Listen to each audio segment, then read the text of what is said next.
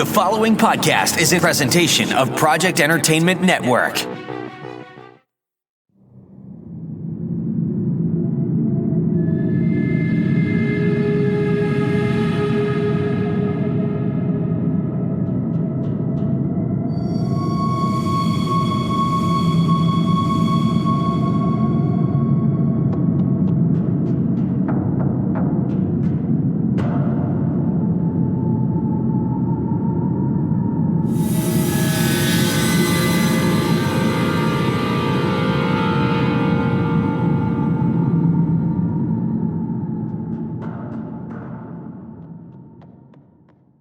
Hello, this is Richard Gerlach with Staring Into the Abyss. With me, as always, is Michael Patrick Hicks. Hello. Matt Brandenburg. What is up, people? Oh, people this time. Yeah. And we have changing it up. We have a very special guest, Eric LaRocca.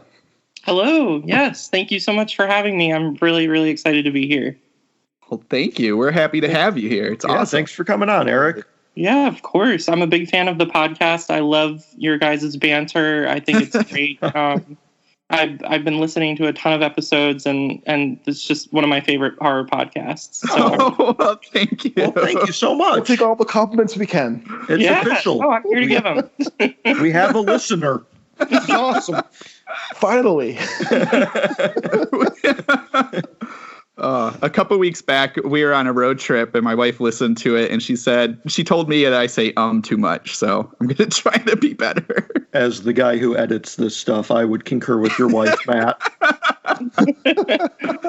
It's just my brain is working faster than my mouth, so words don't come out properly, or they just come out in or maybe it's a vice versa. My mouth is working faster than my brain. I don't know.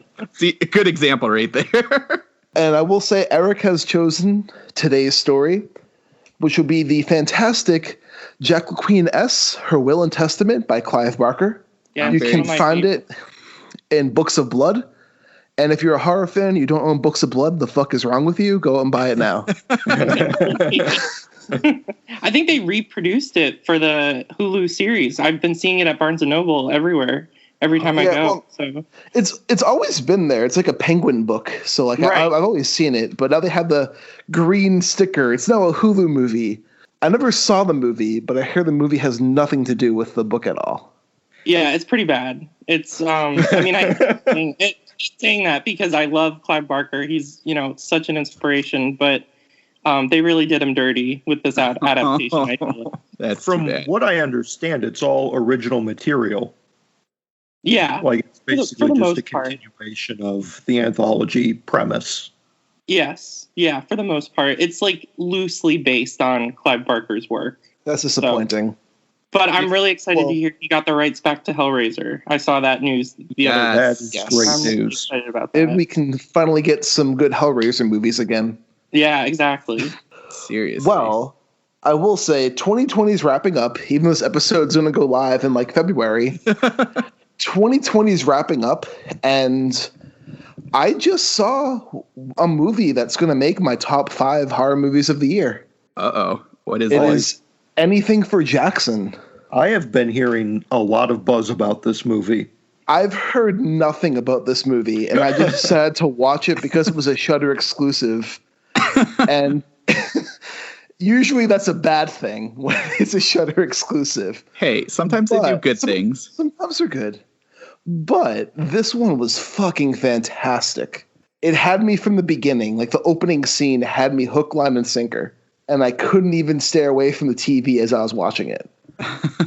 And so before I get into the movie, I looked at the director 10 minutes in. I paused the movie and I'm like, it's fantastically shot. It looks really nice. It has a cool style. What has this guy done? So I look him up on IMDb, right?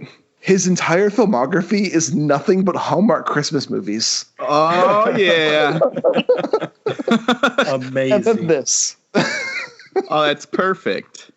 Does this what? All right, well, you're going to describe this movie because I'm just wondering if that makes sense, if that's a good transition. It has nothing to do with Christmas. Yeah, but does it have the romance in it? No. It is about an elderly couple who kidnapped one works at a bookstore. In a small town. She falls in love with the man who's trying to buy the bookstore away from her. Who just came into town. That's important. But he used to live there as a child, and they knew each other in high school, and they haven't seen each other in like 20 years. He's the big city guy now. He does not like small towns. Yeah, and it is a very small town, country farm area. She got herpes from a tractor. So, Mike, I see you've been studying since last week. Yeah, I missed the cutoff for Gabino's anthology, but I've been doing my research. Well, this movie has none of that. Aw. It is about an elderly couple who kidnap a pregnant woman. Okay. And are using her to reverse exercise the soul of their dead grandchild into her fetus so she can give birth to their grandchild. Are you sure this isn't a Hallmark movie? I mean, yeah, you got most of the trappings. This could be a Lifetime flick. Yes. Yeah. The movie is a fucking wild. It sounds crazy. Yeah. It's best to go in not knowing anything more than that, and I won't really refrain to giving any more spoilers besides the fact that I might never floss again. Oh, no. Is it like the foot scene from The Beach House? Yes. Oh, that's a great film. Oh, boy. The Beach House is really good. Thankfully, I don't floss, so I don't have that. The movie it goes in so many different directions, and it takes like a lot of really surprising turns that like someone who's seen a lot of horror movies, read a lot of horror books, I would think to know where a story's going. And this one kind of had me by surprise all the way. And it had a couple good jump scares and some really good effects work, and all the performances are fantastic. And there is some comedy too. Like one little spoiler is like in the beginning when they ungag like the pregnant lady and they begin to tell her what their plans are. She goes, Jesus. And the wife just goes, we don't use that word in this house. Are they like a sweet old couple? They look like a sweet old couple. Perfect. I know the one man, he was the Grim Reaper in Supernatural. Yes. For quite a while. Oh, well, I never watched that, so I can't. You missed out. Yeah, it's honestly just a fantastically like fast-paced horror film that goes in lots of different directions, and it sticks the landing really well. And I was like pretty surprised, like in a good way, that this movie came into my life, and I want to buy the Blu-ray, which I never do anymore. It always feels weird to buy Blu-rays from streaming stuff. Sorry. I probably should just so I can own it if there's like a movie or something, but I don't know. It feels weird. It's just like the opposite. You own the movie, but then you're like looking to see if it's on Netflix to watch it. Because you're too lazy to get the disc. And the movie shelf is like 3 feet away. I don't know if I can muster the energy to get up there. A lot of energy. I feel like taking over a Blu-ray player that's been collecting dust for 5 years. No, if you have Shudder, definitely check this movie out. I do have Shudder, so I will check it out. I'm definitely going to watch it. It's really good. Mike, what about you? Well, you had a much better week than I did, apparently, for your recommendation. I took a little break from horror to check out a sci-fi book from Ben Bova and Doug Beason. Unfortunately, like a day before I started this book, Ben Bova died of COVID. Yeah. So I kind of hate to say this, but Space Station Down was terrible. Oh. Even with chicken, even with the rooster sauce? Yeah, the rooster sauce. Oh my fucking God, I don't even get me started on. Yeah, so there's a part of this book where, all right, so the basic premise is this is described as Die Hard aboard the International Space Station, which I am emphatically for. Like, this premise is fucking amazing. I am here for this. Whoever came up with this idea to market this book this way has obviously never seen Die Hard. And labeling this as a sci-fi. Well, no, there's no real relation to it being Die Hard-esque at all. It's supposed to be a sci-fi thriller that completely forgets to have any thrills. And the basic gist of it is these two Arab terrorists board the ISS. One of them is an astronaut, and he's bringing up a billionaire space tourist, but they both end up being terrorists. And they wipe out the handful of astronauts that are on board ISS, except for one, Catherine Hadid Robinson, who just kind of luck prevents her from being at the area where the terrorists are when they board and kill everyone. And it's supposed to be a cat and mouse game, again, of her against the terrorists. Just two? Yeah, just two. Just her against the two terrorists. Okay. Who it's a big deal is made that they know Krav Maga, but they're in 0G and basically are incompetent and don't know how to do anything in 0G. So these big bad terrorists are just really schmucks who aren't able to fight anything. And Catherine, the few times that she comes out of hiding to engage them, ends up losing whatever weapon she has crafted to take them on and has to run away and go back into hiding. And that's basically the whole book, is just her in hiding in this module that she has pressurized so that they can't open the hatch and get in after her. And she's sitting there psyching herself up about how she's going to get even. She's going to get these guys. She's going to take them out. I'm going to do this. Okay, I'm ready. In a minute. All right, I'm going to go do this. Sounds like Captain Phillips almost. It's like, I'm going to take these guys down. Oh man, I'm going to whoop their asses. They don't know what they've asked for. But I need a moment. That's a lot of pressure.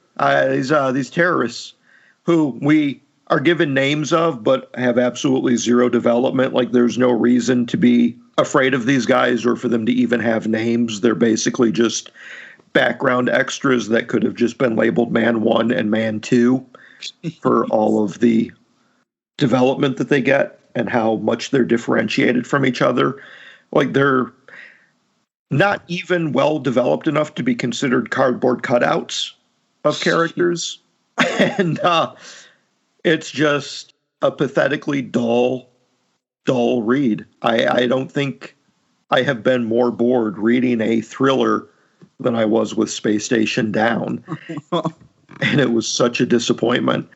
There are some good parts. Like, I think they did a really good job building up the political aspect, like the Down on Earth stuff in DC was done okay, but that ends up being kind of a hackneyed effort ultimately. And I think it was primarily just an excuse for the authors to deploy their knowledge of acronyms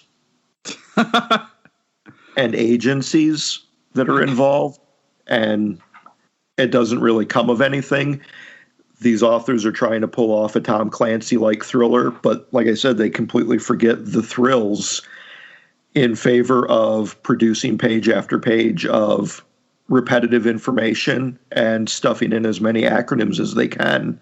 One acronym that they absolutely love, and my juvenile brain had a field day with this one, is the spacesuit is called a vacuum access jumper. Oh, no. The acronym is VAJ. And the authors are constantly dwelling on how Catherine has to grab her vag and clutch her vag and Oh my gosh. remove, hose down, and reattach her vag so she can go fight the terrorists. So they had to have done that on purpose, right? I can only imagine. I would have hoped they did that on purpose. They're just cackling at the keyboard nonstop.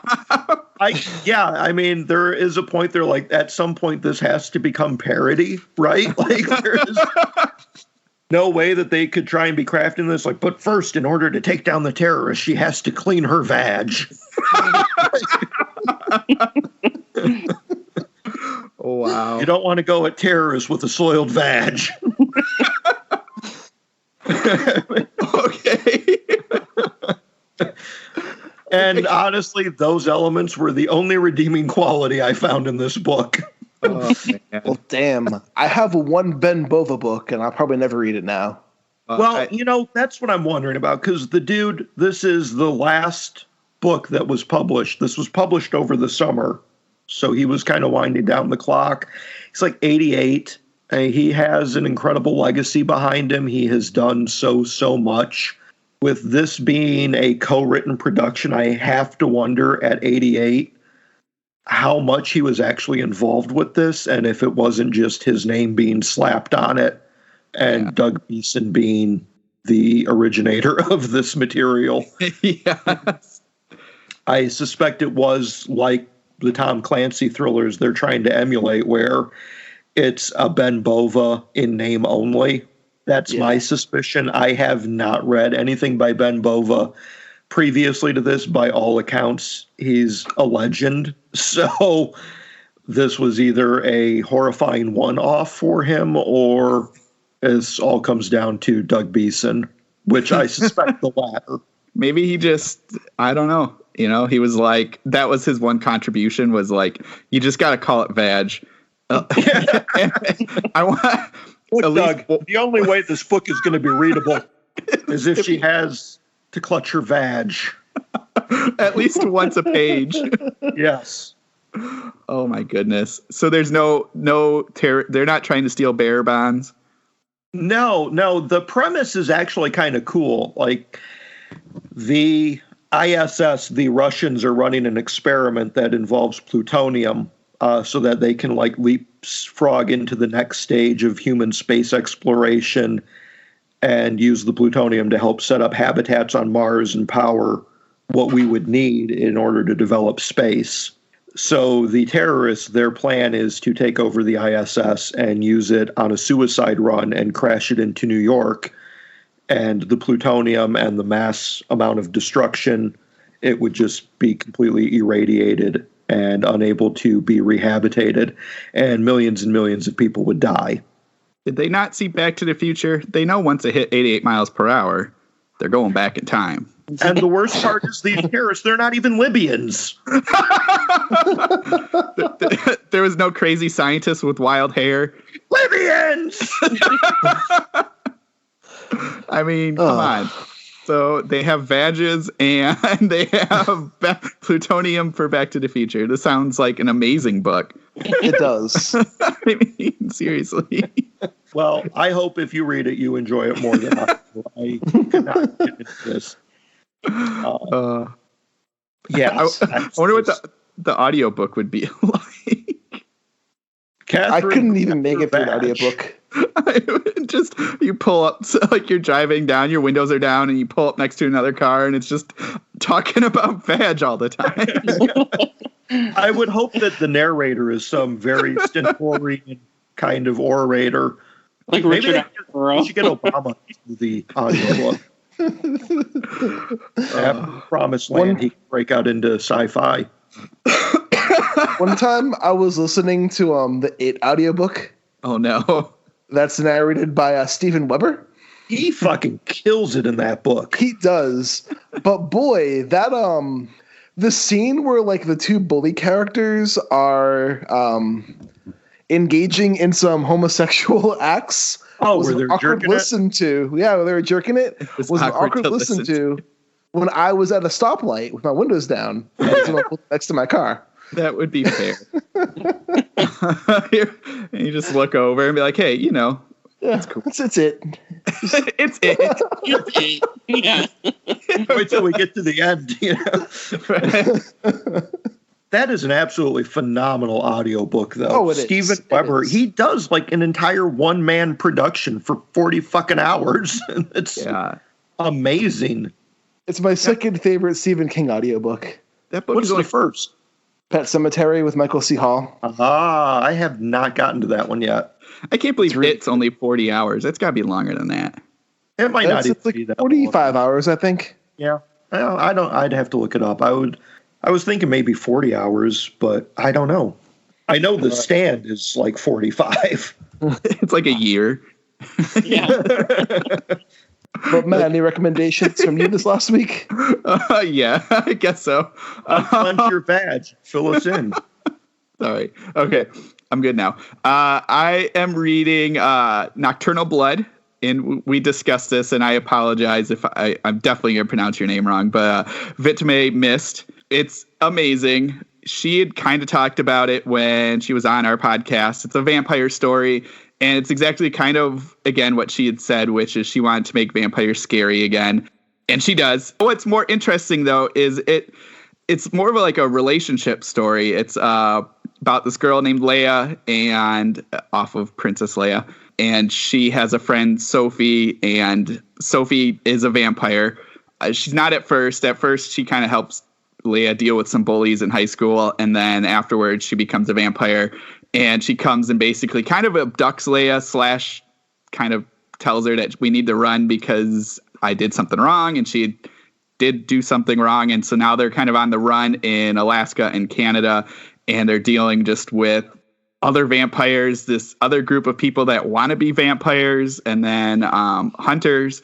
But it's more about, like, I don't know, it's interesting the way she wrote this story. It's this friendship, but it's kind of an verbally abusive friendship, where Sophie is not very nice to Leia throughout all of it, and Leia's just very, like, wanting to help and is willing to. She doesn't like the verbal abuse, but she's hoping that she can still help her friend because it's one of her only friends, and one person that only really stood up for her. But every once in a while, she'll kind of come out of her shell and tell Sophie off or make her own decision.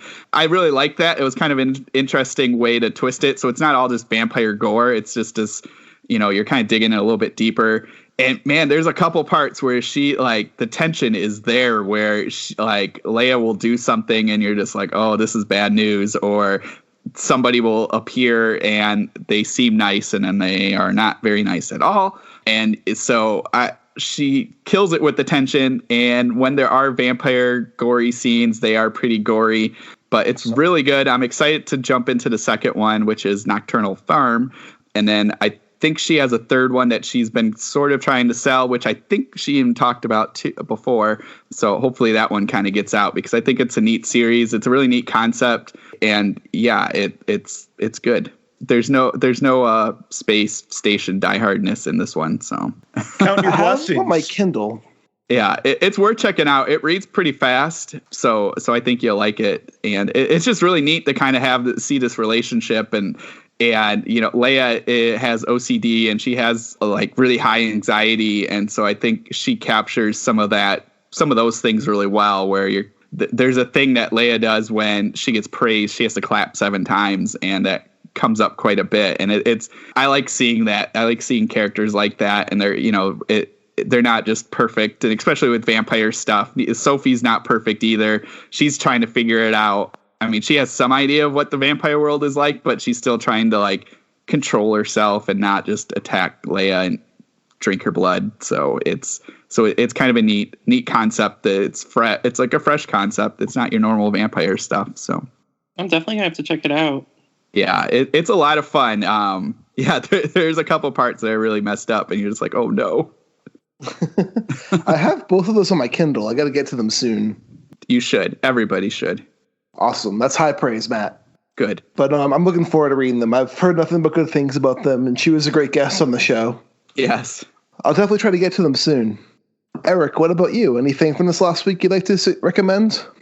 Yeah, I watched a really great thriller this week called Alone. I don't know if you guys are familiar with it. It's like a little art house independent film, but it's about a woman whose husband passes away, dies, and she decides to pick up and relocate, and she goes up to the Pacific Northwest, and as she's driving, she has a run-in with another driver, and she cuts him off and kind of upsets him, and she meets up with him at the rest stop, and it kind of begins somewhat innocuous at first, like just a misunderstanding, and then she sees that he's almost like following her because he starts appearing at all of these other places that she's going to. And then eventually it just devolves into this really high octane cat and mouse game between the two of them. And she's pursued by him. She's eventually trapped by him in his cabin. And it just kind of goes off the rails from there. It's a really great white knuckle thriller if you're into that. So I definitely recommend Alone. Oh, that sounds awesome. What is that on? It does. I watched it on Amazon Prime, but you have to rent it. It's like an early rental. Oh, sweet. That sounds neat. It does. It's really cool. Nothing like innovative. It's nothing, mind blowing, something that you haven't seen before. It's very similar to like that Twilight Zone episode, The Hitchhiker. It's creepy like that, but not as like supernaturally based. It's much more grounded in reality. But it's just a really great, unsettling thriller where it's just the two of them kind of going at it, and her escaping him and making her way through the Pacific Northwest, the forests. And I mean, the cinematography is just unbelievable. It's just beautiful, beautiful. Yeah, I definitely recommend it if you're looking for a great thriller. Well, before we dive into the story, I want to give 2 quick shout outs, and you guys can give any if you have them. First is I saw the remake of Castlefreak. Oh, yeah. And I didn't even know that came out. A lot of people are hating on it. I wouldn't say it's good, but I will say I enjoyed it. Yeah, it's different from the original, and they made it more Lovecraftian, which, I don't know, I kind of appreciate that. I got that vibe from the trailer that it was going more toward the Lovecraftian direction, which I definitely appreciated, but I've heard that it's not the best adaptation. The effects are really good, except for some bad CGI at the end. And the lead actors are pretty good, but then you have side characters who are not very good at acting. So it kind of creates a weird mix. There's a character they call the Professor, and he's supposed to be this really smart, kind of standoffish character. And the actor doesn't know how to play this character at all. Oh, no. It's kind of cringy to watch at times. I will say there is a mid-credit scene where they are trying to establish an H.P. Lovecraft cinematic universe, which I kind of appreciated because it was hammy and fun. But the movie's not great, but I was entertained by it. If you have a low expectation bar set, you'll enjoy it. I'm just Did you ever see the original? Yes. Not the original's really good. Okay, so no comparison really. Barbara Crampton. It's a Stuart Gordon movie starring Barbara Crampton and Jeffrey Combs. You know what you're getting yourself into. Yeah, she produced the new one, right? Barbara Crampton produced the new one, and she has a cameo in it. She plays one of the Cthulhu cultists. That's it, because and I think we were talking a little bit about this in text a while back, but it's interesting because Richard Stanley's also trying to do an H.P. Lovecraft universe. Richard Stanley's so far is much better than this one. I wonder if they'll try to tie them together or they'll just completely run different ones. I think they're running different ones. This one's more campy and kind of more silly. Spoilers if you care about the Castlefreak remake. The Necronomicon's in the movie. And the professor character brings a Necronomicon to Miskatonic University. And the post-credits scene is the professor walking into the president's office, and you see the president of Miskatonic University, and then you see Dr. Herbert West, and then there's a vial of green serum on the table. I haven't seen the original. Is that one pretty Lovecraftian in the same sense that apparently the remake is? Not really. It's adapted from Lovecraft's story, The Outsider. Yes. Right, yeah. But it's a loose adaptation of The Outsider. This one gets into the cult is praying for Yog-Sothoth to come into our world and everything, and the Necronomicon's heavily involved in this one, whereas the original one, it doesn't have to do with any of that. So you have been warned. Okay, but it's a fun. I thought it was a fun movie. I'm just saying. And my last quick shout out is I finished a novella from our fellow reviewer buddy, Steve Stred, called The Future in the Sky. Ooh. And if you enjoy sci-fi, this is a fantastic dark sci-fi story. I know, Mike, you've read it. Yes, it is far and away the superior space station story from Spaceship Down. That we discussed today. It is a very dark, like, sci-fi space station story where it's like the Earth has been destroyed and people who end up going into the education section of the spaceship are chosen to either survive or be eradicated. And if they survive, they become humanity's only hope, where they become jumpers and they have to jump and catch an orb that will transport them to their future. And that's all I will say about that. Now, you made it sound like, do they have a choice to go into the education center? Their parents have a choice to put them in there or not. And when they're in school, they're only the person who runs the station chooses either salvation or eradication. So and they really don't have a choice. No. And only one class is chosen to be the salvation class, and the rest are eradicated. So it's like Battle Royale. Pretty much. But it's not like Battle Royale in the sense that you're thinking. It's kind of like if Ender's Game had been the lottery. So there's a lot of video game playing? There's a lot of virtual reality training in the first quarter of it. Are there bugs? No, there's no bugs. They're just orbs. All these comparisons just are not working for me. No, they're not. But I enjoyed it a lot. I gave Stred a blurb. Yeah, it's a fun read. I hope I can say this, but it is the first in a series, and by the time I got to the end, I was dying for part 2. Yes. The ending was a huge gut punch, and in the best way possible. And absolutely. It's just I need to read more of Steve's stuff, but this was a really good introduction to his work. Agreed. I've got several of his titles on my Kindle, and sadly I have not gotten to them yet. But when he sent me a copy for the blurb, I was getting ready to read his book Ritual, and then he sent this one along. It's like, well, all right, I'll start this one then. So I still haven't gotten to Ritual, but that's on my list. But if you guys have any other quick shout-outs, you can say them. If not, we can move into our main discussion.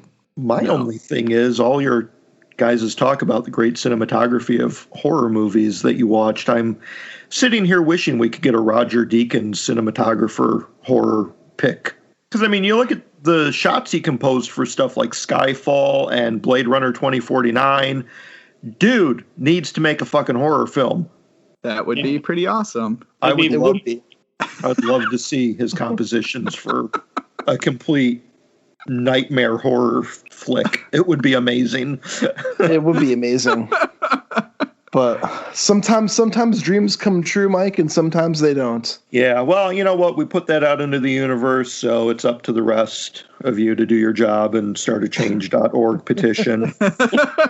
I mean, it could happen, right? It could. I mean, if we're going to be putting everything on streaming now, the dude's going to need work. So that is true. Dabble in horror just to make some cash. Branch out. I will say the Warner Brothers 2021 thing, that was a surprise. Kong versus Godzilla on my big screen TV at home. No crowds, no fucking people to deal with. Hell yeah. Like, you're forgetting the bigger highlight. Dune in the comfort of our own home. Yeah, I don't really give a shit about Dune. No, Tom and Jerry, that's the big highlight. Tom and Jerry's the big one. The real big one is movie theaters are fucked. That's the real big one. The real big one is that they fucking moved the Batman to 2022 when it was supposed to come out in October and could have got HBO Max premiered. At least you got the Suicide Squad. Yeah, but I want the Batman, god damn it. Yeah, but we get the James Gunn Suicide Squad. I think it's a fair trade-off. That's true. When does the John Cena series start? He's supposed I have no idea, but it's going to be on HBO Max sometime. Yeah. HBO Max should just sponsor us at this point. I would be down for that after you blew them over We Raise Wolves or whatever the fuck that was called. Raise My Wolves, yeah, that's fucking awesome. HBO Max, we've got promotion openings if you're interested. We have very reasonable rates. I mean, we could just do a complimentary lifetime subscription for the three of us. That would be great. Yeah, we would get HBO Plus or something like that from them. I don't know what that is. That's like the in between of HBO Max. I think HBO Plus.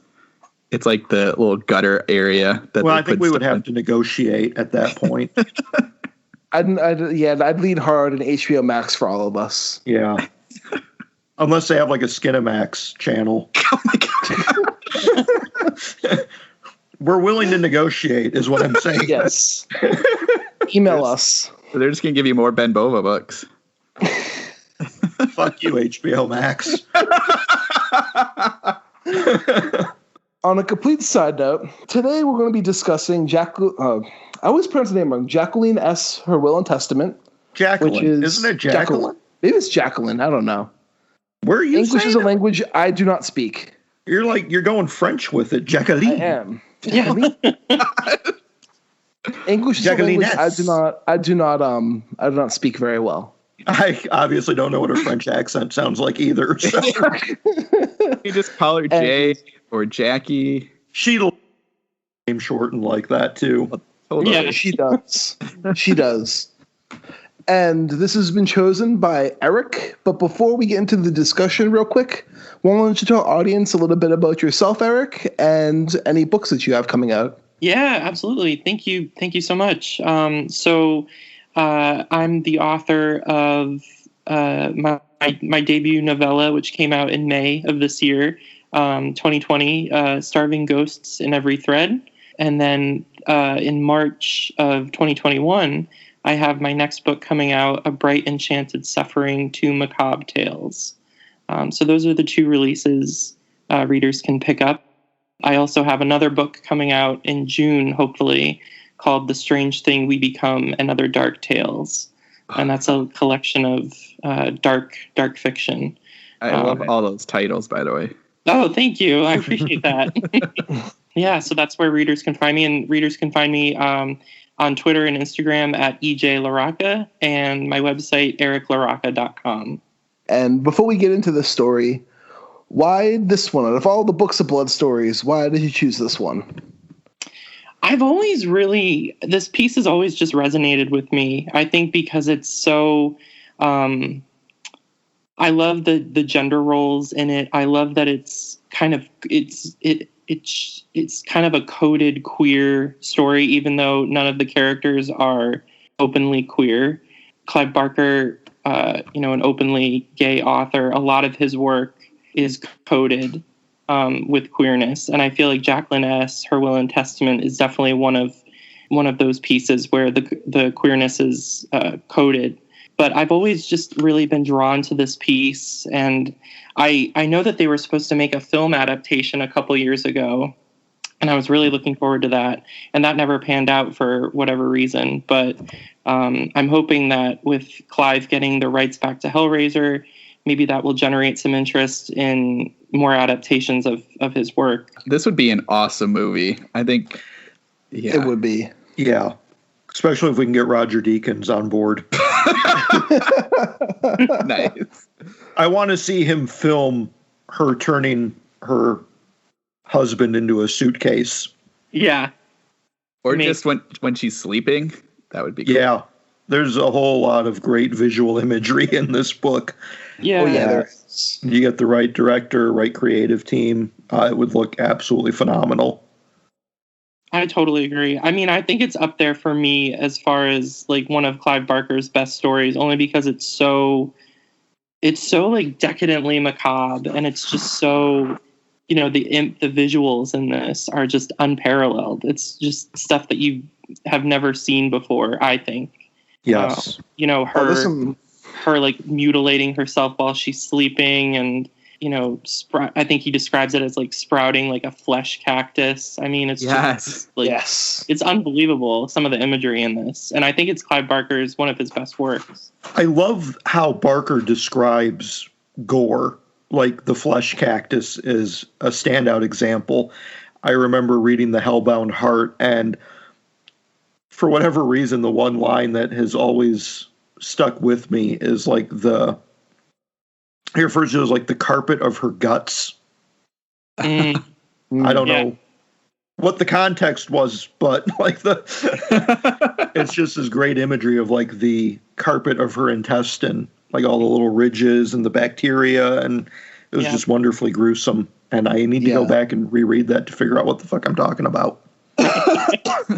He really just excels at that. Just, marrying the poetic and the downright grotesque. I really feel like his Books of Blood, I mean, it's no surprise that it became such a juggernaut for him with just all of the images that he compiled. And I mean, he himself said that he wanted to create a collection of the most gruesome, outlandish horror fiction that he could create. And I definitely think he did that. But for me, Jacqueline Ess has always just stood out, especially because it deals with gender roles and, sexuality and female empowerment. I think it's a really great story, and it's just phenomenal. It's especially timely today with the Me Too movement, I feel like.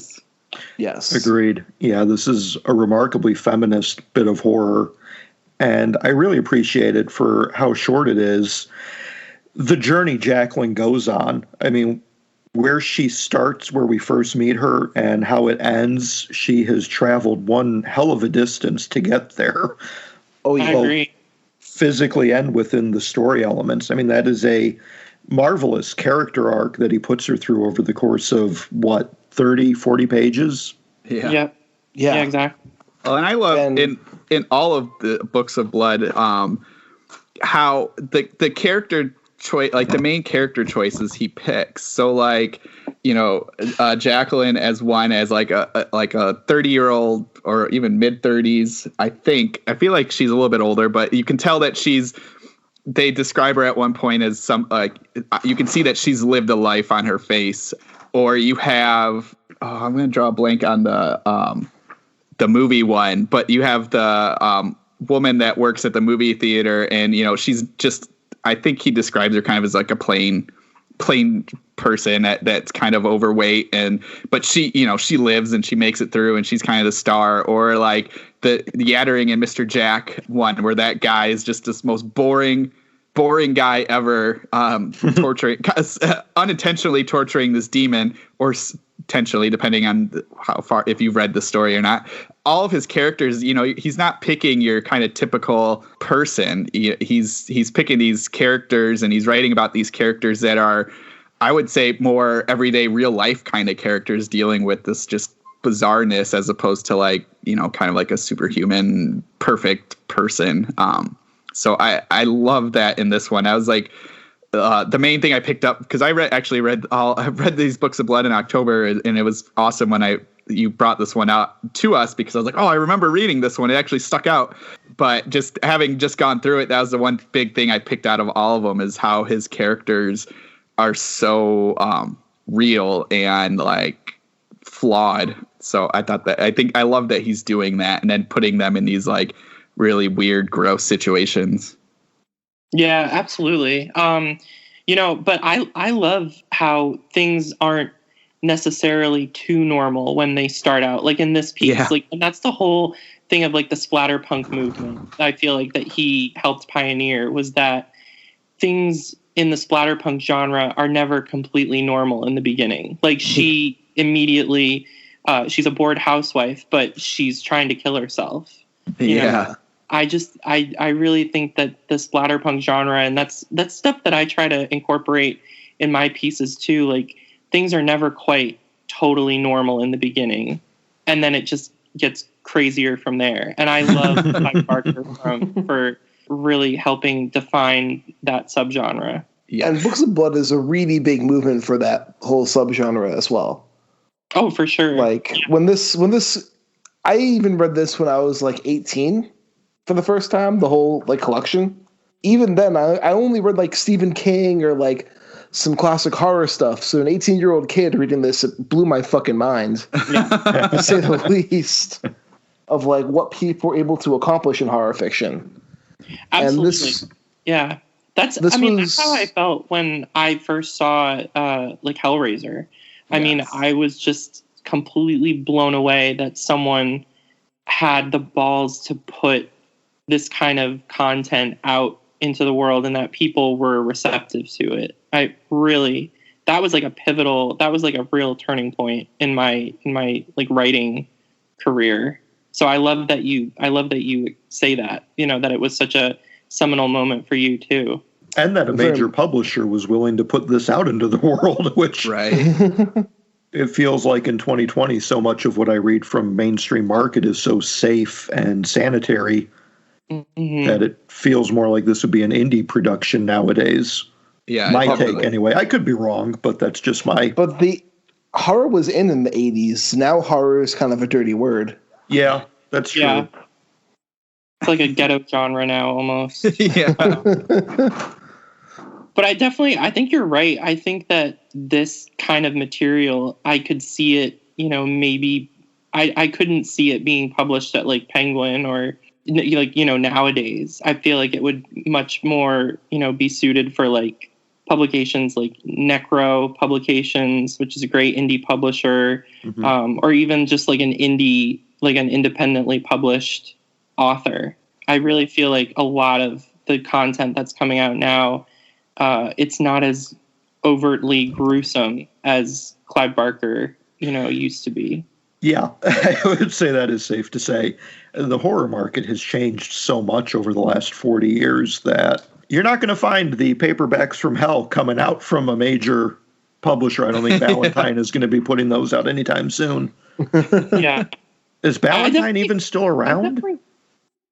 I don't think so. I don't think so. Yeah. This shows you how old I am. All my references are dated. I definitely agree, though. I think the horror definitely has changed quite a bit, and I mean that's something that I've had to kind of deal with in my own writing. I've noticed that I've kind of sanitized a lot of my own work, and because I used to write really extreme horror fiction, and now it's kind of it's a little bit more watered down. But yeah, I definitely feel like this would be an indie venture for sure. That's interesting that you've had that experience. I have too. Some of the stuff that I submit for anthologies, it's kind of like deliberately more mainstream in the hopes that it'll get me somewhere. So many publications, explicitly say that they don't want graphic gore or sexuality. And they're horror. It's like... And they're horror. Yeah, it's kind of disheartening. Yeah. It's like, hey, we want your horror stories, just no violence, sex, psychological abuse, nothing. Yeah. We want a very cozy horror story. Yeah. Yeah, I guess that's something just warm and fuzzy. Yeah. We want your horror stories about a cat solving a murder. Right. I mean, you could make that horror, but... Yeah, cozy mysteries are just a genre I don't get at all. It's just fun escapism to to people who enjoy those. Yeah, I'm not denigrating the people who enjoy them. I just don't get it. I mean, I can watch some Poirot or some Miss Marple, depending on what kind of mood I'm in. But right, for the most part, it's I totally understand where you're coming from. That cozy mysteries aren't my go-to. Right. And when it comes to horror, getting back to Books of Blood is maybe I have a more old school mentality when it comes to horror, but I always appreciate horror with some teeth. Yeah. And Books of Blood has plenty of that. I totally agree. And I think, prior to this, nothing had really come out with this much ferocity, for Books of Blood with Clive Barker. I feel like he really changed the game with authors like David J. Shaw and Poppy Z. Bright. I feel like they really changed the game. But like we were saying before, much of mainstream horror is now very much sanitized. And I almost wonder why it's come to that and why it's not as graphic as it used to be. Too many squeamish readers would be my guess. I think it also, this will go a little bit off topic. I think it has to do with publishing houses cutting different publishing lines and the people who are in charge of acquiring new fiction and the taste of those people and what those people think that the majority of the public wants to read. Right. Delibis. Delibis put out some amazing, weird, fucked up shit. Yeah. And I love it. It's challenging. It's weird. It's different. But Delibis tanked. And the publisher who owned, like, that tells other publishers, like, if we're going to try to publish this type of fiction, it's not going to appeal to a mainstream audience, which is why it kind of goes back to the small presses, and it's kind of a shame. Well, and I wonder too, and I haven't read any of the newer Stephen King stuff, but like I wonder if, for the most part, his I don't want to say tame, but Stephen King didn't write some of the stuff that we see here in Books of Blood. So I wonder if publishers saw, oh, he's selling a ton, or Dean Koontz, they're both selling a ton, even though some early Dean Koontz, I read whatever that one is with the twins that can jump into people. Oh, did you read his book with the dog? I'm trying. There was a dog in this one. The one with the dog in it? Yes. But like, was the dog smart? Yeah. Well, I think they're like, because like the twins had like powers, psychological power, like they could jump into people and control them and stuff like that. So did the they dog did teach the humans how to love. I think they did jump into the dog. And there was a street lamp. But like, I wonder if that golden shepherd under the street lamp. It was beautiful. Actually, surprisingly that you say that, because there that is part of that story. So that was like, but like, I wonder if people, like, if publishers saw that they're selling, and those, and we've talked Stephen King a ton, and he's great, and he did so much for the horror community and the horror genre, but it's a little bit more tame than what we've read in this, or you know, all the other stuff. And publishers probably saw that and they were like, this is what we want. And so they cut down to that. I mean, you see that in the movie world too. It's like the big movie studios are only putting out the stuff they know mass audience wants, and all the, you know, indie stuff is we're seeing, but you're seeing it through Shudder or, you know, Netflix stuff or small art house theaters and stuff like that. So I'm guessing that's what happened now, and that's why we're not seeing anything going too far away from the norm. Yeah, I definitely think you're right. I think there's too much interference. You know, once something becomes popular, then the executives, the studio executives and the publisher executives, they all want to get in on this cash grab. Look at what happened to the adaptation of It, the most recent one. You know, It Chapter 1 and It Chapter 2. It Chapter 1 was a phenomenal film and a huge success. And then as soon as that raked in the cash, well, now we've got to make Chapter 2. And look at what they did with that movie compared to the first one. Chapter 2 came out?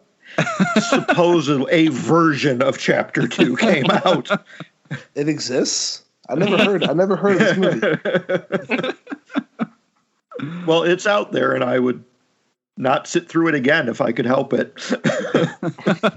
But it's like, okay, here's It Chapter 1. Here's a huge blockbuster of horror that was gory and compelling and had some very vivid imagery and frightening shit going on into it. I know, now that it's a huge success, let's turn the sequel into a fucking comedy. And I think that's the overall problem with horror in general, is that as soon as it does become popular in its original horrific aspect, now all of a sudden, in order to make even more money from it, we have to water it down so that it can become more appealing to mainstream audiences. Even though the mainstream audience just shelled out $100 million to go see it on opening weekend, now we have to try and make $300 million on opening weekend with this horror comedy. Yeah. Because he's a clown. Why can't he be a funny clown? He's got to be a scary clown. It's the Joel Schumacher version of It. Right? Like when Joel Schumacher took over the reins after Tim Burton made the first two Batman movies huge successes, they handed the reins over to Joel Schumacher, and he says, well, it's a comic book movie. The word comic is in there. Let's put nipples on the bat suit. This is a brilliant idea. Let's give him a bat credit card. Yeah, and bat ice skates, and we can cast Arnold Schwarzenegger to say shitty puns for 2 hours. This is what they do to horror. They see something that is original and captivating and frightening, and then they figure out how to dilute it and turn it into piss. Yeah.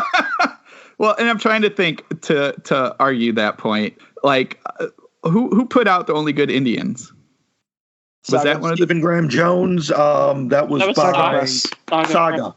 Okay, so never mind. That wasn't one of the big 4 or 5 or 3 now. Saga's an imprint. Is it? They're owned by Simon & Schuster, who's now owned by Penguin. Random Penguin. But like that, it's like just to kind of like some people are kind of sneaking stuff in. So that's like a good example of that one is top 10 and a whole bunch of lists. And Tor has opened up a new horror line. Right. Yeah. So we can see what happens with that. So people are trying. There's definitely some areas doing that, or like, and I know I've just read both of these, so that's at top of my mind. But like, Worse Angels from Laird Barron, that's a big one too. That one you can see at Barnes and Noble, and you can find it at all the bookstores. And Worse Angels definitely tampered a little bit, or dipped its toe into some of the more weird stuff. So like, some people are trying, and maybe that's gonna help us in the next 10 years to kind of get it back into what it was. I mean, fingers crossed that it does that for everybody that's writing good horror. But so, just to argue the other side of that point is maybe we can slowly get back to some good stuff. But I mean, for the most part, we haven't seen anything like Books of Blood in a while come from a major publisher.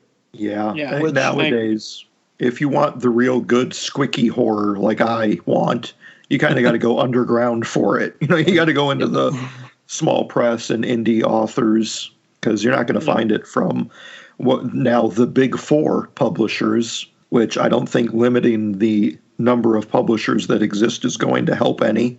Keep watering it down. That's what we want, New York. Keep watering it down. At least we still have relics from the past, like Books of Blood. Yes. That help keep spreading it around. And I will say, the last time I read this story, I was like 18, 19 years old. And I remember loving it, but I haven't touched it since then. I forgot how gruesome the story was. Yeah. It's nice and squeaky. That first death scene. Well, I mean, the opening suicide scene was wow. Yeah. And then it was like when she's talking to her therapist. We should probably let the listeners know, like, she survives her attempted suicide, Jacqueline. And then but she just prefers other names too. She doesn't like her full name. Oh, she likes her full name. She likes her full name. Yeah. She survives. Somebody didn't get the message here. I got the full message, Mike. I'm just tired. It's been a week. Yeah, this is true. But no, with this story, you get her. She's talking to her therapist, letting her therapist know what's going on with her. And she develops a psychic power and kills her therapist in front of her. Yeah. And it is the most gruesome thing I read in a long time. This is like Carrie on crack. Yeah, it really is. Yeah. She turns him into a woman, basically. Yeah.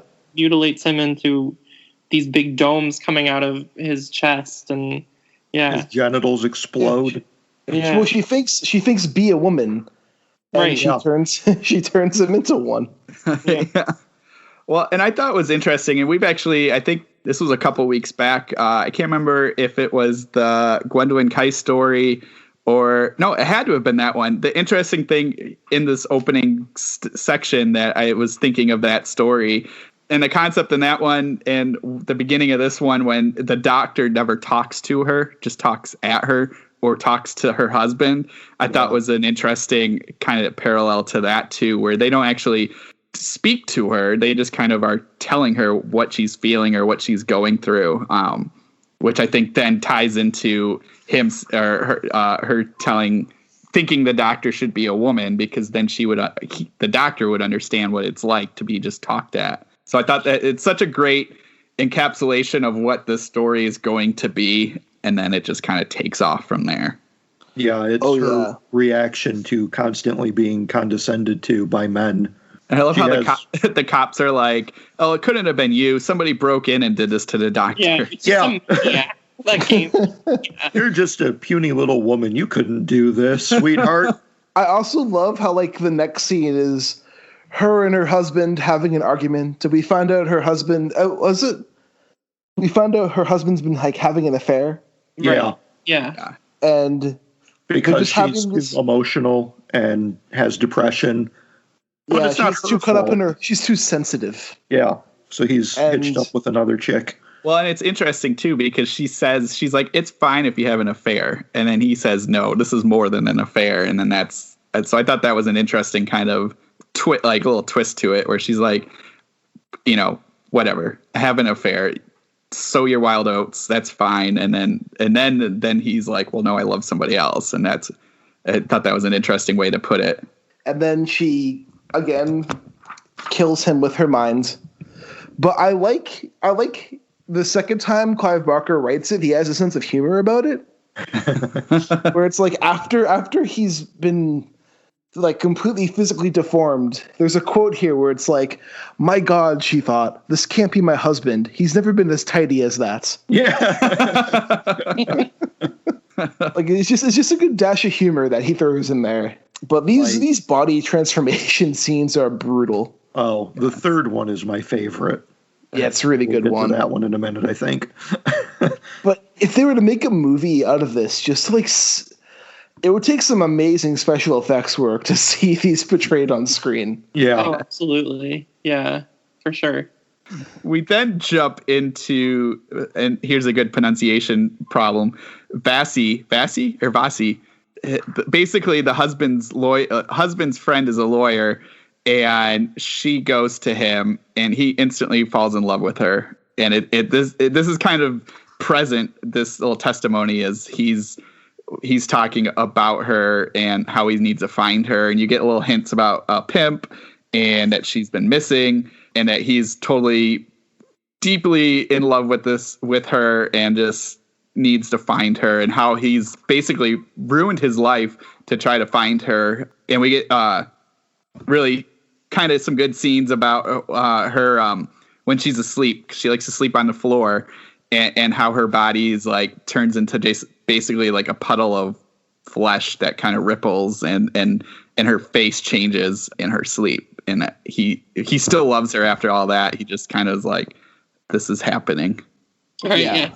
I also like the perspective switch where it's like we go from the story and it just completely switches perspective to like someone obsessed with finding this person. It does a good job creating more tension and brings some mystery up a bit more too.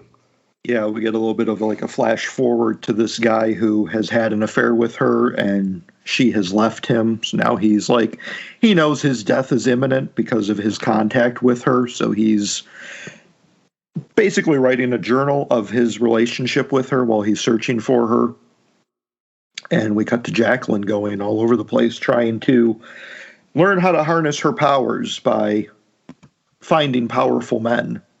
And one of the ones that she goes to is a very elite, wealthy Briton, and Titus? Basically demands an affair. Yeah. You're going to teach me how to use my power, and I'll let you fuck me, or I'm just going to kill you. Well, and it's interesting because before she goes to Titus and she's talking to Vasi, she tells him, she's like, I'm scared, like I don't know how to use my power properly, and I need to, and you're not going to help me. You're just a man that loves me, and that's not what I need. And so it's kind of this interesting where then it takes you to Titus, where she's like, I've watched you and you have power, and I need to know how to like use that or command people. So I thought that it's and then exactly that. Yeah. She's kind of just like, it's just my sexuality, that's fine. Let's just have sex. The bigger thing is I need to know how to be in charge. And I thought that was interesting. What's interesting too is the fact that he's like, he is in love. He has a wife and he's in love with her, and he doesn't want to do this, but he can't help himself. But it keeps talks about how he's afraid. Like every time somebody looks like his wife or somebody's watching him, and it just goes back to that power thing where I think he's recognizing that she has something, even though he hasn't seen it. And that's what he's falling in love with. And that which ties into the difference between him and Vasi. Vasi's just in love with her, and he's kind of loves this power. And plus he's scared of her, and he loves that aspect, to actually be scared of somebody. Yeah, that thrill. Yeah. It's neat because it goes through and it shows how she And I think this is kind of a deeper thing where she wants to feel something, and like he can't even do that. She has to control him to like control his body just to actually feel anything from him. And and that's when she kind of realizes, oh, this guy's not who I think he is, and he doesn't have the power to do what I want. And so I like that. I like that kind of twist, because again, like when you're first reading it and you're kind of seeing this, you're like, oh no, she's kind of like setting herself up to be this paramour kind of person. And what is she thinking going to this? Because you kind of get this image of Titus as kind of this douchey. I mean, and he is douchey, but like you kind of get this super douchey kind of orange skinned baby man. What from this guy, and then and so like when you're first kind of going through it, you're like, oh no, this is going to turn into something else, and then it turns into he just can't perform, and she's like, I can't deal with this. You're nothing to me. So he then has her abducted and hidden away. Well, before that, what's his assistant? His assistant is blackmailing him. Yeah. And that's when she's like, okay, I'm done with this. Mm-hmm. And she mentally degloves his face. Love that scene. Oh, it was fantastic. Yeah. So I love, he's like, something had to give, because he was just like stretching him like through like side to side. It's like, oh, and he's still fighting. That guy is still like fighting through all of it. Just so crazy. And then she's getting fouled. There's turkeys everywhere chasing her. Can't pronounce that word. Followed by Titus's men. By Titus's men, who are all chickens. All different bird people. I love it too, because you're kind of seeing it through both, like she knows it's happening, but you're also seeing it through Vasi's eyes, where he's been chasing after her and sees her get abducted, but she's just smiling about it. Yeah. Oh, I thought that was neat. I will say, like, I know we said it a bunch, but just the descriptions in the story are amazing. They're unparalleled, his writing. And I like too, Matt, that you pointed out, like, she is very unconcerned about her abduction, because by this point, she knows that she has powers and power over these men. You know, when the story, when she is first introduced, she has very much a lot of internal conflict, and the men are the ones who have the power over her and who are making her life miserable. But by the time it comes around that she's abducted, she's just like, I can destroy you. Take me wherever you want. You know? Yeah. It's not going to hurt me. You guys are the ones who are going to be in trouble when this is done. Yeah, no, it's I love that, because it is. I mean, and even as we get to the end, you realize that she's controlling. She wants to do what she wants to do, and she's just letting these other people think they're doing what they want. You know, even when she does face off with Titus, and she knows, she's like, the one thing he wants is for me to kill him, and I'm not going to do that, so I'm going to make him into some sort of little pig monster thing. Creature, yeah. Oh, it was fucking awesome. It was really awesome. That. Yeah, she's I like, love the line too, in that too, where it's like, it says like the skin of his hands came off like gloves. Yeah. Mm-hmm. Yeah. Just, yeah, it's crazy. And like, yeah, she turns him. It's still alive. He's still alive. His brain is outside of his head. He's like, his legs are bent backwards, and he just, his jaw is like up over his other jaw, and it's just this like monster thing. And I love that the people, his little cronies, his birds are in there, and one of them just drops to his knees and praises her, and then the other one, I think, shoots Titus, and then just he's completely freaked out by this weird animal thing that's following her. Yeah, I love it. He's like, he has no thoughts. He can't control himself, but he's still alive. It's like, oh, that's messed up. Well, I mean, that scene is a perfect encapsulation of how much her power has grown, how much dignity and self-respect she has regained through her power. Where it's like, this guy's obsessed with her and he's dying and he just wants her to kill him. And she's like, You're so far beneath me, I'm not going to waste my time killing you, but I will turn you into a little doggy. And you can follow me around and nip at my heels because you're just so far beneath me. I will literally step on you. And well, and it brings up a good point because he does, like, when she finally sees him after being kidnapped, he's wasting away, and he like turned, like, I think he broke up with, or maybe he didn't break up with his wife, but basically left her a note saying, like, I'm going to die. And so it's I like that we're seeing how these men are so obsessed with her, and they're just like, they can't, like, we're seeing both sides of it with Bassian and Titus, and then eventually with whatever the other guy, Ku. So it's cool to kind of see like how different obsessions can kind of work per person. Mm-hmm. I love too with this scene as well as like the end of the second part is the gunman is just like, the gunman drops his weapon. The other man did the same. How did this happen? Asked the man at the door. A simple question, a child's question. He asked, said Jacqueline. It was all I could give him. The gunman nodded and fell to his knees. Mm-hmm. It's just like her, like she has almost perfect control of her power. Because we found out in the last section, she's still, like, when she dreams, she, like, her power hurts herself. Well, and the end part I thought was not what I was expecting, because she ends up, like, basically going to this pimp in Amsterdam and is just there, like, tied up to a bed. And at first you're kind of like, oh man, how did this guy beat her power? But it's her choice. She wants to feel something as we go. She's like, I can't feel anything. And the only time I can really feel stuff is when, like when I want to, or like when she's laying on the ground and she's turning into like a puddle or spikes and everything like that. It's kind of like her only chance to like feel stuff. And so was her choice, was to get tied up to this bed. And then, when she sees Vassie, she realizes that she's in love and loves him, and is like a real love. And that's when she basically kills off the pimp. Well, we have like the very end too after that as well. It's like her and Vassie are talking, and they spend a final night together where they both die. Yeah. Mm-hmm.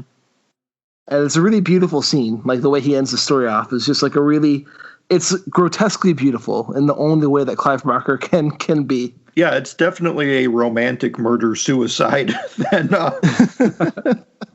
you're usually accustomed to. It's got a bit of Romeo and Juliet fatality. I love, like, she touched his head. Her joints were stiff, the movements painful, but she wanted to draw his face up to hers. He came smiling into her sight, and they exchanged kisses. My God, she thought, we are together. And thinking they were together, her will was made flesh. Under her lips, her features dissolved, becoming the Red Sea he dreamt of, and washing up over his face that was itself dissolving, common waters made of thought and bone.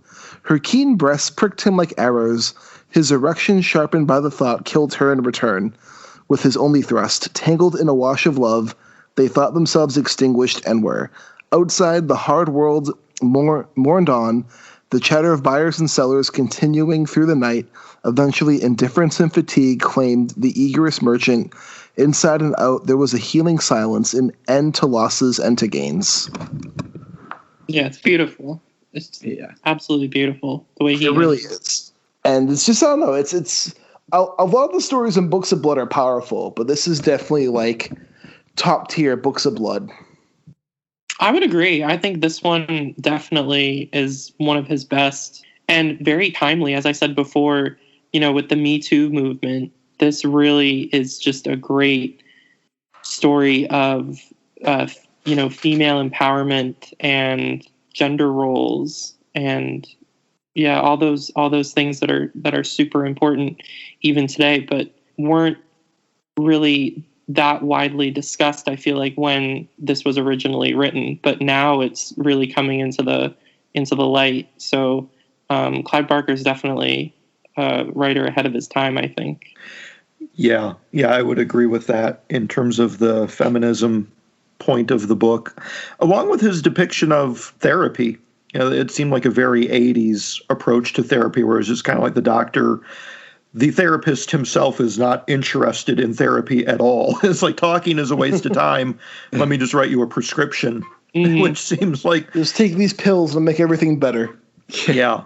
Whereas thankfully as a society, we've kind of turned a corner in that regard, where we have a bit more respect for the therapeutic process nowadays, I think, both in terms of therapists and patients themselves, where it's a less taboo process. Yeah, less looked down upon. We take mental health a bit more seriously than this guy does back in the 80s. For sure. Well, you know what? If he took mental health more seriously, maybe he wouldn't have become a woman. Yeah. I didn't even think about that. Yeah, that's an interesting message in itself, right? Like, if he had been more open to mental health and mental illnesses, he wouldn't have been so deeply emasculated. Yeah, if he was more sensitive. Yeah.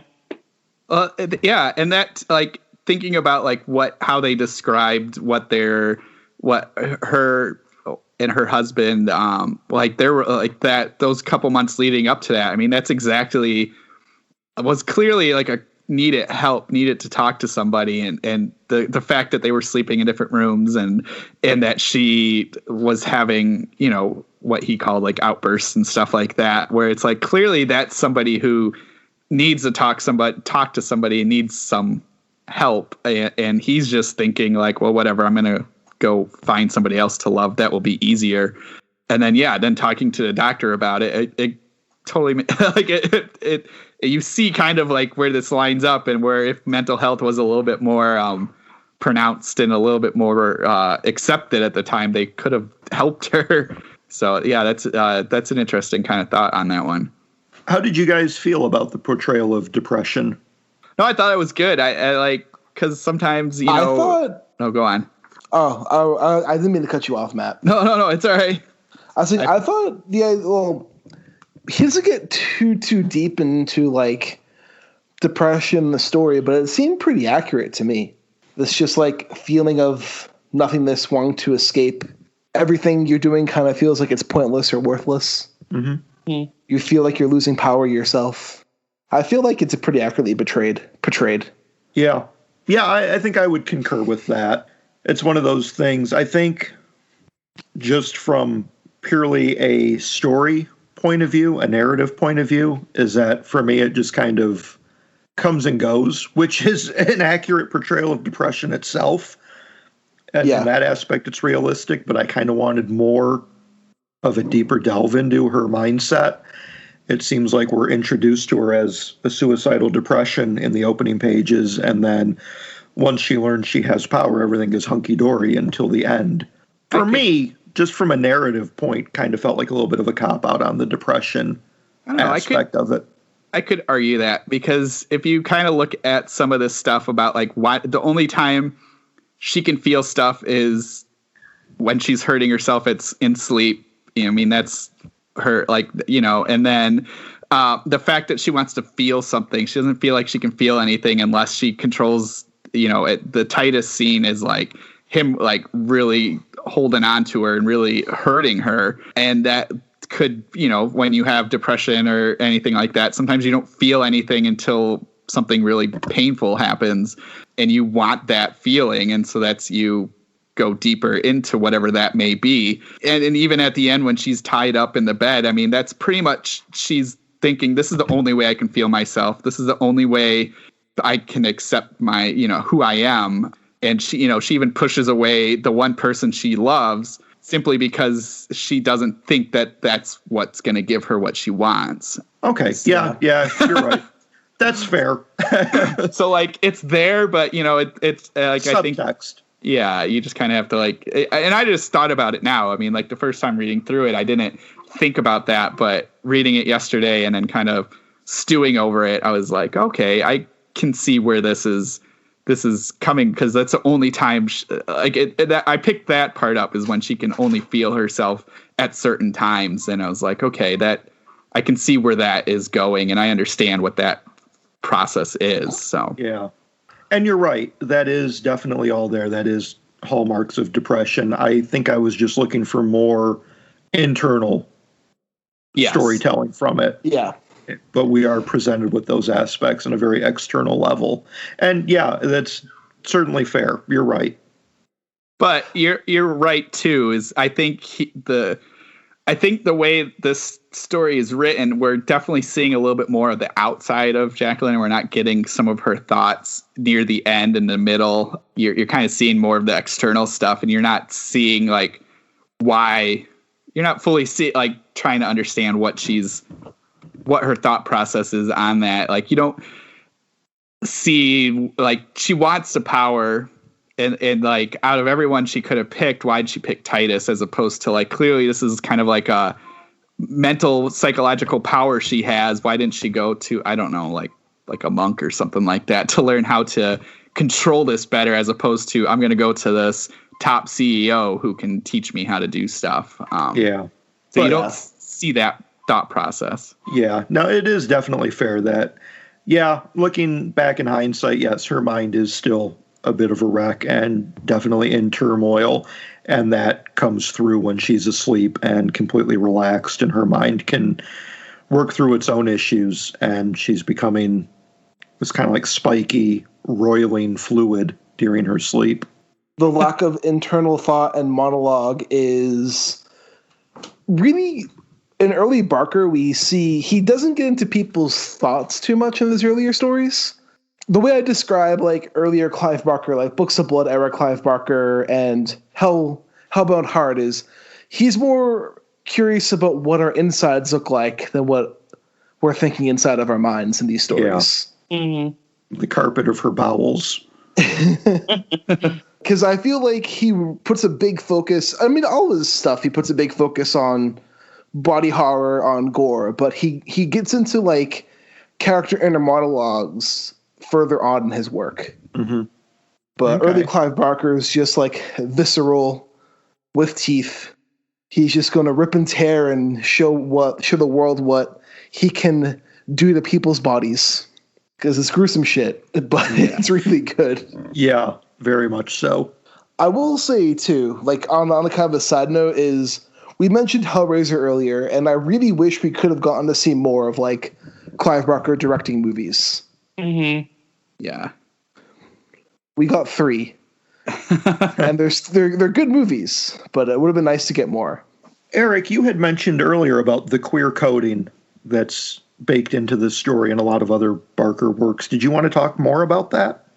Yeah. I mean, I was picking up on a lot of queerness throughout the story. I made some notes just in case it did come up. But one of the things that really stood out to me was when she was discussing with the therapist, and he was sort of just like talking at her, and she thinks to herself, you don't look like a woman, you don't feel like a woman. That, to me, I read that as almost, Jacqueline to me is a very queer character, even though she's not openly queer.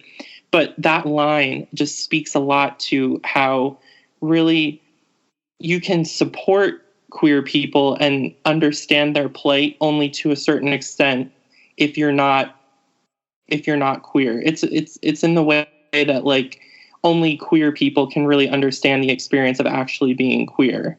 So that line, you don't look like a woman, you don't feel like a woman, that really, really resonated with me. And then Ben, when he's talking to Jacqueline, he goes, she's not moody like you, she's just a normal woman. I don't mean to say you're not normal. You can't help having depressions, but she's not so sensitive.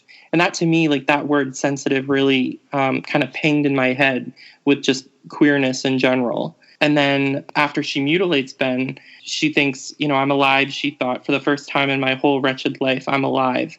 And that's her, I felt like, really accepting her queerness in a way. I don't know. I could be totally off, but I mean, I just feel like a lot of this story is inherently queer because the author is an openly gay man. I don't know what you guys feel like about that, but I feel like it is a very queer piece. Yes. It makes perfect sense. I can totally see that. Yes, looking at the "you're not a woman." Exactly. I mean that it is. It's that. I mean, like because you could look at it the two ways. I mean, I guess there's a couple ways to look at that, but because like it could also just be like whoever it is, whoever you're speaking to, or somebody speaking to you, that person doesn't know you're not the same person. Yeah, exactly. No, I think that's a really good analysis. I mean, reading it as a straight male, it is still rings true is that we don't know the lived experiences of women in general, but I can definitely see that crossing over into other aspects of human sexuality, being a queer issue, being transgender, I think would definitely play into that area very strongly. Yeah, I just felt like reading it, his work is very, very much coded. And then there are pieces that are not as coded as this, like, In the Hills, the Cities. Yeah. That I think features an openly gay couple, if I remember correctly. Yes. Yeah, it does. Yeah. But yeah, that line just, what she says, you don't know what it's like. You don't feel like a woman. That to me just spoke volumes of queerness and how people don't necessarily understand what it's like to be a queer person and be marginalized and feel like the other and feel disenfranchised. So that was my takeaway. That was my takeaway from it. I read this in a very queer lens, just because I am, but I tend to read a lot of pieces like that if I know that the author is queer themselves, because even if we're not writing about queer people, our lived experience is queer. So we're infusing work through our lens. And Clive Barker, obviously an openly gay man, he's going to write about queer characters even when they're not openly queer. Bringing up In the Hills and the Cities, that one, what I liked, I mean, there's a lot to like in that story, but because it's a gay couple and they're driving, they're going on this big road trip in Europe. And I know it's something people have talked about now in movies and books and like that too. But what's interesting and kind of what we've talked about with Barker this whole episode is he shows them as like a real couple, like they're arguing, they're fighting like couples do. And it's something that I know I've seen discussions a lot now is, and I'm just going to pull off of TV shows and movies where it's slowly getting now where they're showing like, just because they're a gay couple doesn't mean they're this magical couple. They have arguments. They're real people. And I know that's always been kind of a big argument for a while is that if you have like a gay person on TV or like a gay couple, it just seems like this, perfect happy couple, and they never show it like the real life of that. I mean, they are now, but for a while there it wasn't. And I thought that I love that in this story in the Hills and the Cities is that he shows it. He's like, look, they're going to argue. They're on this long road trip. They might be lost. One wants to use the map. The other one just is like, I know where I'm going. And it's like that's real. It's very matter of fact. It's very real, and it's not. He portrayed it in a way that wasn't like cliche or it wasn't like filling certain tropes of what people think gay relationships are like. It was his experience. Yes, and I loved that. I mean, and it felt. Exactly. Cliche was the word I like kept thinking in the back of my head. I'm like, what's that one word?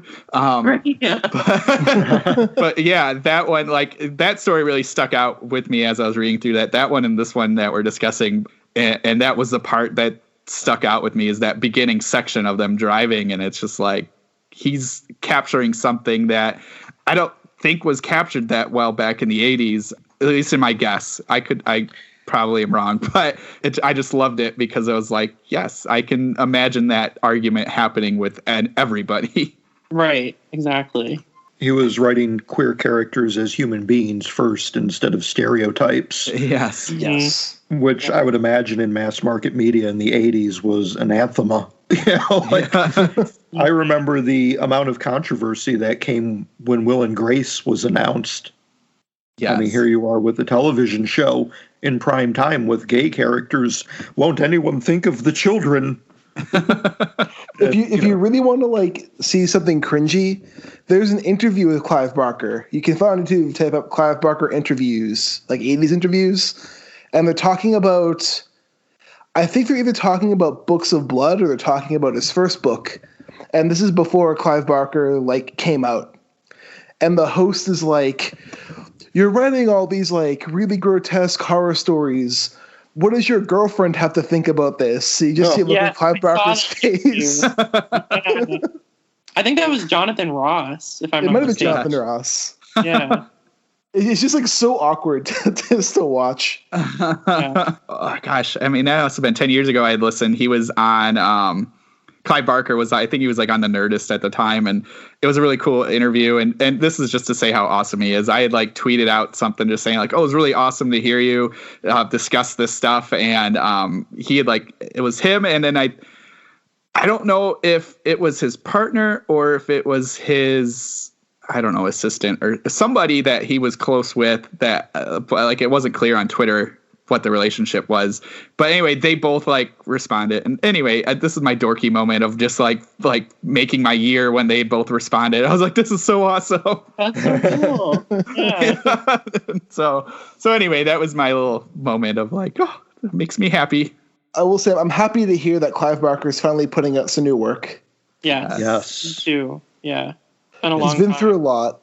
It's Yeah, been a long time, but hopefully it's a welcome return. And hopefully his health is better. Hopefully he's in a better place. Yeah, I just now. hope he's doing all right, because he was in such a poor place for so long. And there were all these rumors and all these articles coming out of, his personal life and, speculation. He's definitely someone I would love to meet and just like pick his brain for like 10 minutes, Right. Yeah. He's just, such a great human being, I feel like, Yes. Yeah. He's super awesome. I don't know if, I feel like we might have talked about this before, but his Aberrat books. Oh, those are great. Yeah. I think there's 2. I don't know if there's any more that came out after. There's 3. Okay. I just remember when I was working at the bookstore, the first one had come out. So we got a kind of an advanced copy and it came with this cool pamphlet with all of his artwork in it. And they had talked about, I don't know if it was Disney or Universal, but they were going to do a whole Aberrat world. And I just remember being so excited for it. It didn't happen, of course. But anyway, I love that. Just to see his artwork. His artwork's amazing. If anyone hasn't seen it, definitely look it up. His artwork's fantastic. So talented. Unbelievable that, so many talents exist in one person, Right. Makes me jealous. Right. I just wish we could have got like his last book, The Scarlet Gospels. I wish we could have got like the original version of that instead of what was put out. Yeah. Because I remember seeing like him tweeting about it before the book came out, and something must have happened between like his huge ass manuscript and what we got that I'm curious to see like what happened. That's definitely one of those where I wonder how much of it was about his health and how much of it was publisher interference, where it was like, we're going to have this big, remarkable capper to some of the most epic characters Clive Barker has produced. It's going to be a huge seller, but we got to make it mainstream. We can't put out a 100,000 word book. We got to chop it down. Yeah. But if he's on the mend and he's making a comeback, staging a comeback, hopefully, maybe one day one of the projects will be the author's preferred edition, if such a thing exists. We can only hope. But I do know, I think next year he's putting out a poetry collection, another short story collection, and I think a novel. I know a novel was announced not too long ago. I don't know if it's a 21 release or not, but I believe it might have been a work of eco-horror that sounded fascinating. It's called Deep Pill. If you made it to the end of this episode and you still haven't bought Books of Blood, get your ass to a bookstore and buy this book now. Yeah. Yes. Yeah, this one digitally is collected in Volume 2 of the Books of Blood. Yes. A 6-volume story collection. They're all pretty short. I think they're about novella length collections. Yeah, it's 100. Each one's like 100 something pages. Yeah, 150, somewhere about that. You can buy volumes 1 to 3 from the bookstore. Volume 4, 5, and 6 were released under different names in the States. But if you see his short story collections, are all novella length size, and they're more of the short stories from the books of blood. I don't know why they decided to release them under different names here, but they did. It's like in the UK, they have this giant ass book that's like Books of Blood, volumes 1 to 6, and here it's like volumes 1 to 3, and then, oh, here's some short stories here, some short stories there, and we'll litter them out throughout other book collections. But no, they're all quality reads, and same with really anything from him you'll pick up, you'll probably enjoy. At least I think so. I would agree, definitely. He's one of the finest horror authors, I think, to ever exist, I think. But thank you so much for joining us today, Eric. Yes, thank you. No, thank you for having me. It really means a lot. It was a pleasure to be on and talk with you guys. So thank you from the bottom of my heart. No problem. Thank you. Well, thank you. It was a pleasure to have you on. Just for the sake of our audience, what are the books that you have out again, or coming out as well? Yeah, so the book that I have out right now is called Starving Ghosts in Every Thread, and that's a novella. You can get that on Amazon. And then coming out in March, I have 2 novelettes appearing in a collection called A Bright Enchanted Suffering. And I can make kind of an announcement that I haven't made on Twitter yet, just because the publisher wants to make an official announcement on Kindle reviews, but this will be airing way after that. So I have a poetry collection dropping on December 31st this year, and it's called Fanged Dandelion, and it's through Domain Publishing in the UK. They're putting out a little poetry collection, and Bram Stoker award-winning author Sarah Tantlinger wrote the introduction for it. So I'm really excited about that. Awesome. Congratulations. That's really awesome. Thank you. Yeah, I'm really great. pumped about that. So readers can pick that up. That's going to be on Kindle on December 31st, which should be in the past, depending on when this airs. And then they're going to be putting out a physical paperback copy in the spring. And that copy is going to have illustrations by artist Dave Dick inside it. So I'm really excited. I think it's going to be a really special project. Very cool. It sounds like it's going to be great. I'll have to keep an eye out for that. Yeah, absolutely. Yeah, thank you. And he's the same person who did the illustrations inside of Bright Enchanted Suffering, right? Yeah, he is. He's a great, awesome guy and fantastic illustrator. So I commissioned him for Fanged Dandelion just because his work is just impeccable. And I might, depending on my budget for the book I have coming out in June, hopefully, I might commission him for illustrations for The Strange Thing We Become. But he's a great guy. You should definitely go check out his work. His name's Dave Dick. Will do. And where can our listeners get in touch with you? Yeah, so you can reach me on Twitter and Instagram. My handle is EJ LaRocca, LaRocca. And my website is ericlarocca.com. Awesome. And Matt, what about you? I am on Twitter at BrandenburgDM. And Mike? You can find me on Twitter at MikeH5856 or head over to my website, michaelpatrickhicks.com. And you can find me on Twitter at Rudy53088. I am currently working on a blog that should be up very soon, but as of now, I'm still working. Remember to rate our podcast, leave a comment, help spread this abyss around so we can make it consume the entire world. And this is Richard Gerlach saying, keep staring. Yo, what's going on, everybody? My name is Duncan, and I'm the host of the podcast, Hash Time with Duncan. On this show, I tackle all the biggest sports stories between the hashes and beyond. If it's a big story, I'm going to talk about it and give you my opinion on it. Subscribe to my show wherever you get your podcast. All you have to do, search Hash Time with Duncan. And you can follow the show on Twitter at Hash Time with D. Peace. This has been a presentation of the Project Entertainment Network.